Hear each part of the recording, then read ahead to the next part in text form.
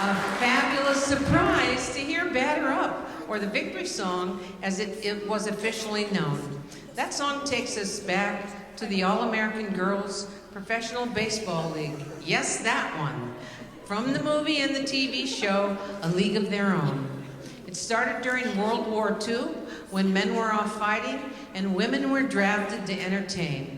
The players had to wear skirts, lipstick, and follow rules like no short hair, no pants, and no beer in public. Basically, they had to slide into home and uphold 1940s beauty standards at the same time. Not easy. And sadly, the pressure to conform hasn't entirely gone away.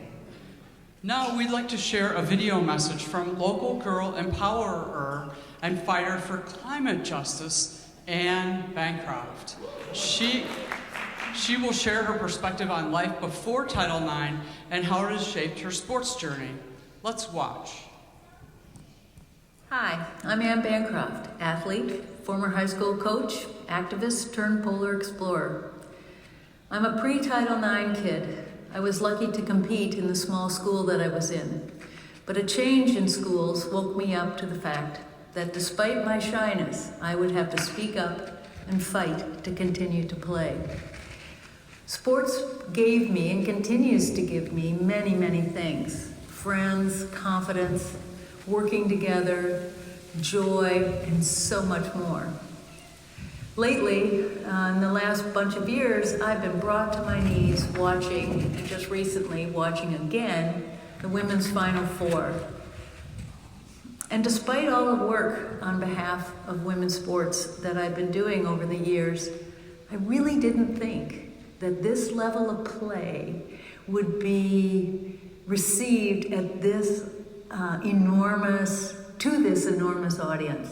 It's just extraordinary and brings tears to my eyes. And it once again reinforces something that I've learned again and again. Your voice has power. Congratulations to the Twin Cities Women's Choir for highlighting women's sports in such a creative, wonderful way. Hi.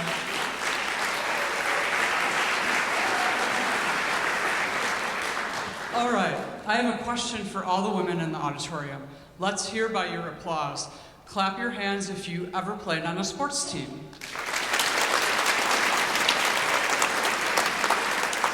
Now, clap your hands if you were not allowed to play on a team because there weren't any for girls. And now a question for everyone here. Clap if you've attended a game played by a women's team in the last year.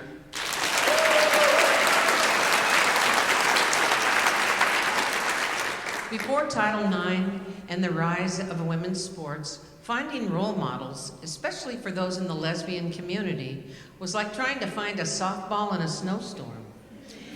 In 1975, Meg Christian wrote Ode to a Gym Teacher, part crush anthem, part feminist milestone. It gave many lesbians the reassurance that their feelings were normal and that they weren't alone. Thankfully, today's girls have more role models than ever in all bodies and identities. Let's make sure this keeps growing, especially for trans athletes who need support now more than ever.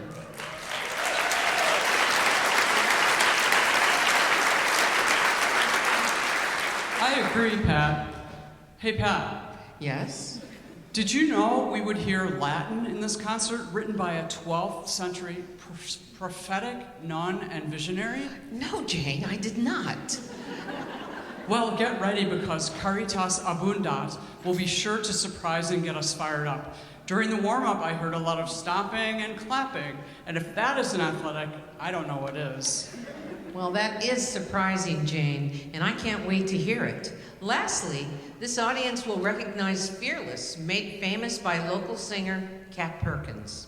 This choir would call it an old favorite and will surely remind us to go forward in this world with courage and strength.